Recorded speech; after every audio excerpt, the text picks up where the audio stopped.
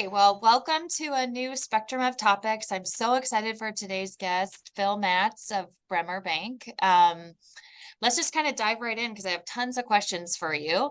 So tell us a little bit about your role at Bremer and how long you've been with the organization. Yes. Well, number one, thanks for having me on and taking me way outside my comfort zone. It's fantastic. Uh, yeah, no, I've been with Bremer for 8 years, blissful 8 years. Started not knowing anything about the banking industry, um, and starting just working in the facilities department and kind of working my way through um, into my, I guess about a year ago now, promotion to the facility management position.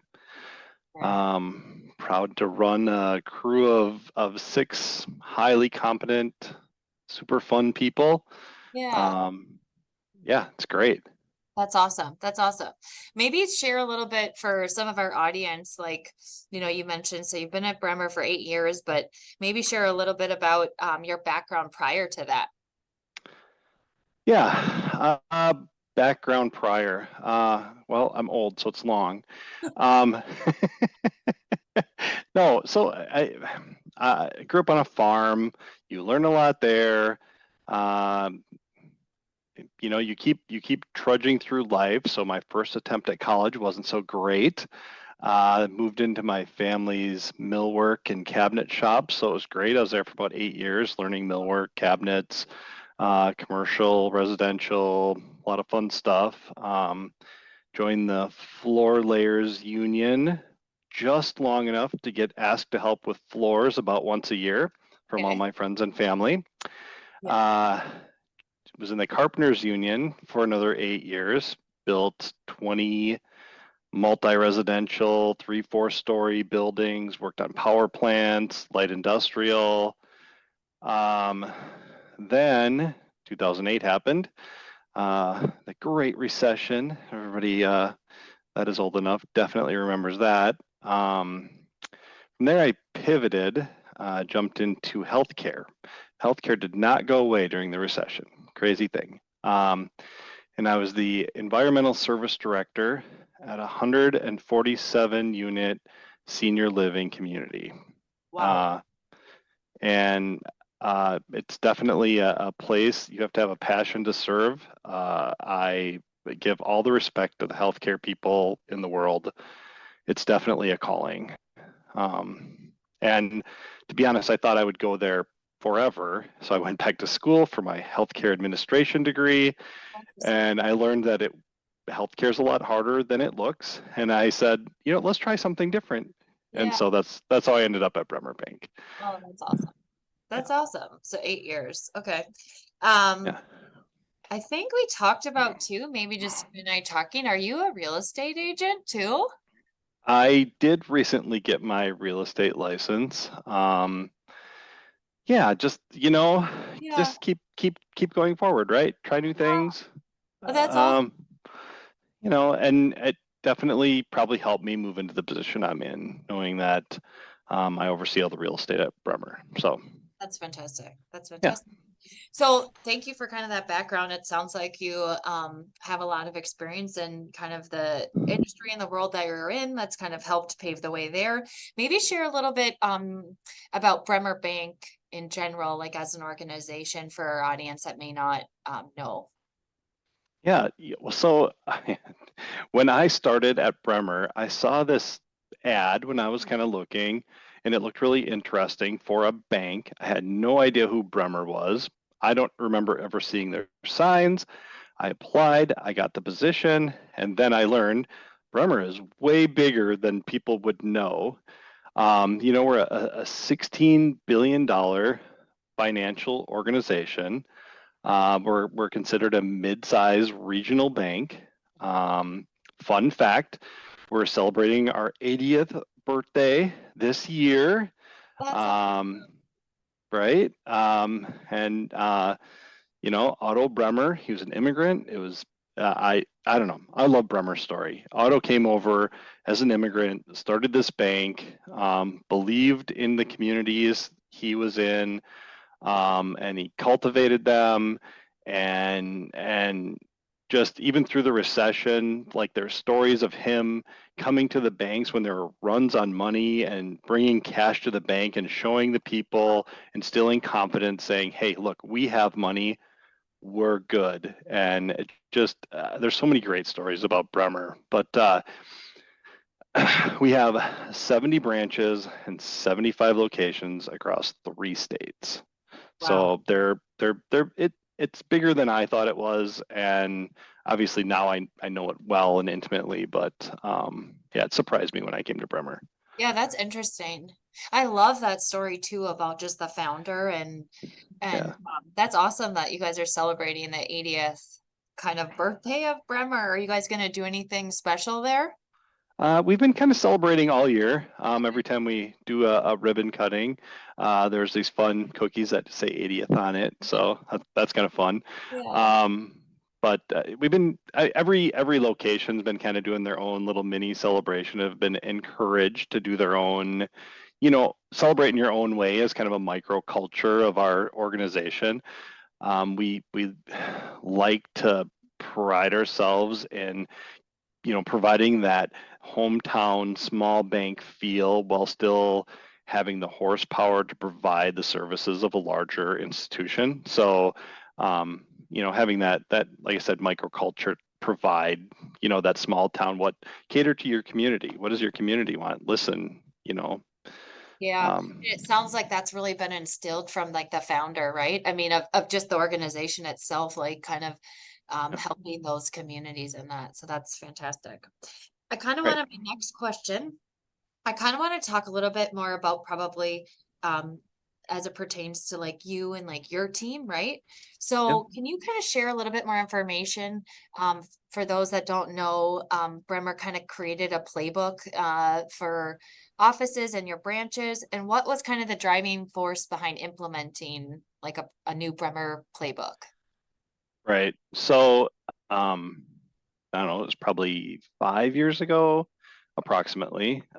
We started a journey to redefine what a bank looked like. I know we weren't the only one at the time, but we had to do this journey on our own.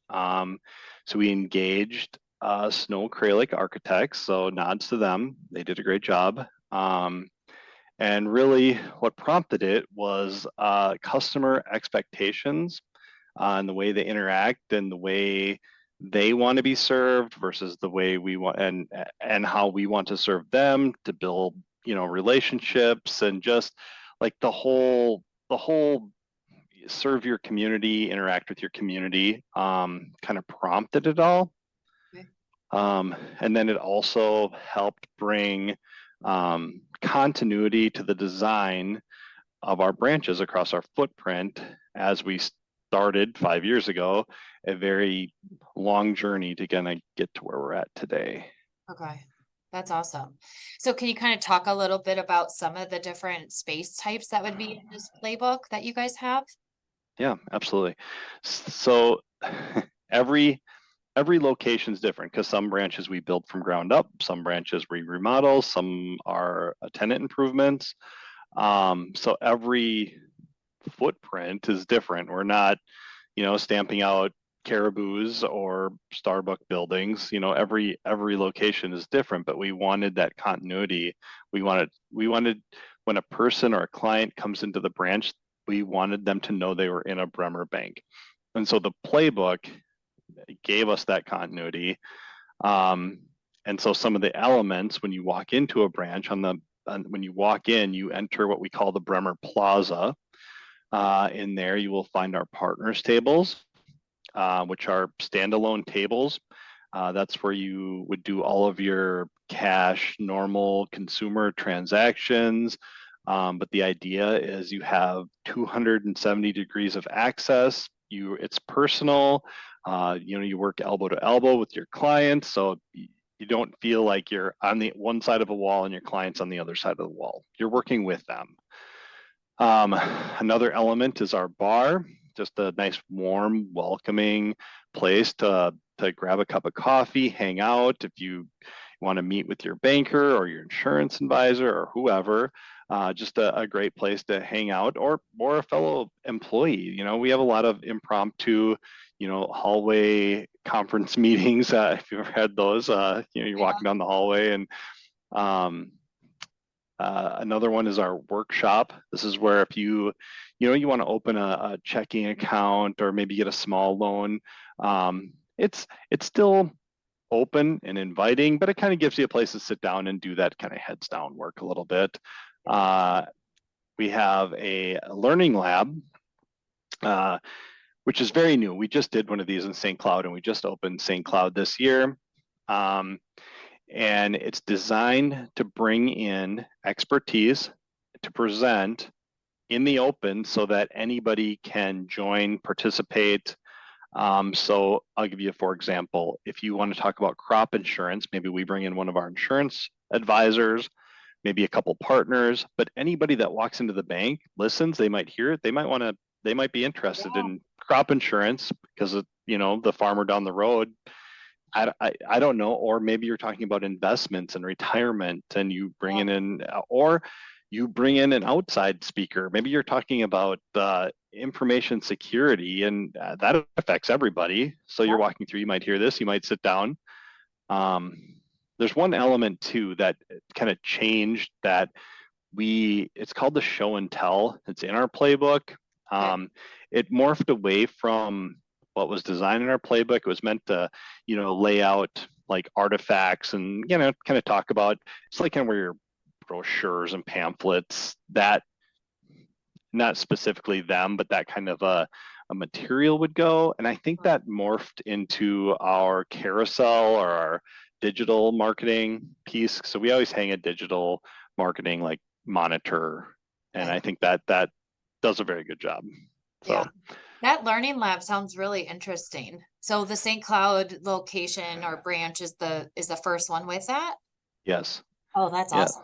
Yes. We might have to do a follow-up spectrum of topics just to hear how that's going, because I think that's this interesting piece of it ties into how you guys even wanted to kind of create the playbook in itself, right? Like how you said, kind of customer interactions and that, and being elbow to elbow, and also it ties into that factor, that underlying kind of community piece again, right? Too, so you can bring in, like you said, speakers and that. So I'm sure that'll be a fantastic kind of addition to your branches. So we're gonna find out. The market leader, he was warned that we're putting one of these in, but it's up to him to figure it out and try to engage the community. And if it goes well, we'll continue installing them. But it's our first one, so we don't really know. You go and try stuff, and that's interesting. What else is in our playbook? We have a Bremer to Bremer Plaza in our larger locations, which is kind of like the bar in the plaza, but it's more informal meeting, employee and employee meeting. You're having lunch. It takes place of a break room. But it's more open. Or if you stop in real quick, you can just do some heads down work. It's big, it's large, it's inviting. And then the last thing I really want to highlight is our community space. We have a few locations with dedicated community space, where you actually get access. You work with your partner at the bank. They might give you off hours access and give you a key card to get in. And it's open to our community partners. And we have one in our Lake Street location. Gets used all the time by the community leaders there. And we just opened our one in St. Cloud. And the market manager up there, I talk to him often because I want to know how things are going. And I try to check in often. He said it is used every single week. Wow. It is such a hit. Great space. And then the rest of the locations, we always leave it open for the community to use. So one of our first locations was Fargo, North Dakota. We did that one. That was probably our second location. We have a few large meeting rooms there. And we've had some of our partners hold their board meetings there because they're big, beautiful spaces and they want to do an off-site, then Bremer is happy to host. So Yeah. um, That's yeah, fantastic. That's yeah, awesome. It sounds like there's just a lot of really unique kind of pieces to like your playbook. That's fantastic. Which kind of leads me to this next question. This playbook kind of it really impacts your team directly, right? yeah. Oh yeah. How yeah. And how is your team kind of looking at implementing this playbook kind of across your portfolio? So, you mentioned you have all these locations, like how are you guys looking to implement that? Yeah, our playbook, we have 4 models we use. And so as we look at expanding or changing or remodeling, we pick one of these models out of our playbook. So we have what's called, I mean, these are our own names, obviously, Pit Stop, which is a smaller, high transaction count, not a lot of partners. Um, we have a satellite location, which has more business partners. You might have insurance lines there, different, different types of bankers. Then you have a hub, which has all of our business partners, plus maybe some operations people, much larger, central, a lot of reporting structure maybe into it. And then we have a club, which is what you built, Spectrum, in our Capella location, which is kind of more for our high wealth meeting location. So yeah, that's kind of how we look at them and how we decide what we want to do with the space. Yeah, that's interesting. That's fantastic. So that was actually a good segue too. It's like we planned this. Um, you had meant you've worked with our firm Spectrum on a recent downtown Minneapolis project. Can you kind of share from your Mhm. perspective how it was working with our group? And then some of your thoughts, our model is a little bit different. So it's a design build in one firm versus like a traditional process. Kind of a loaded question, but yeah. Yeah. So I'm going to be honest. I know I've known you for a little while, Yeah. and I reached out seeing that you had joined this group, and I knew that needed we needed help. We were overwhelmed, short-staffed. We needed help, and so I reached out to you. Um, and you and your team did a great job, obviously pitching me and my team. I said, let's give it a try, Yeah. um, because you talked about working on a project from inception to completion, and I said, that's kind of really what we need because we have too many projects and not enough hands to do them. And in my mind, I said, these guys are crazy. There's no way this is going to work. Um, but you knocked it out of the park. Oh, thank you. So, um, you know, yeah, super easy to work with. You guys, you listen. Designs were good. When we wanted to change stuff, architects, they never listen to you. They always push back. Um, and you didn't push back that hard. Yeah. Thank you. Well, you got to push a little, right? Right? Yeah. Yep. No, people, I get it. You do design and you want it to go through, and when the owner pushes, right? Yeah. Anyway, Yeah. um, I have one last question, kind of a fun one. So I don't know, get ready for it. Um, maybe a little it, more insight into you, kind of what's your favorite place to travel if you had to say one? well, based on 2022 and 2023, Hawaii, I was just gonna say, 100%. I was, It's so great. I thought, It's so I great. I thought you love were it. gonna say that. Yeah. It's awesome. I mean, even just like everything from how they are, as even like their own culture there. I know some people that live there and they just say nothing but amazing things about it. So Yep. that's fantastic. Well, I appreciate you taking the Yep. time, I love it. sharing your thoughts, and just some background in that. I find that playbook is so interesting and fascinating, and some of those unique spaces that you guys are creating, I think is really, really awesome.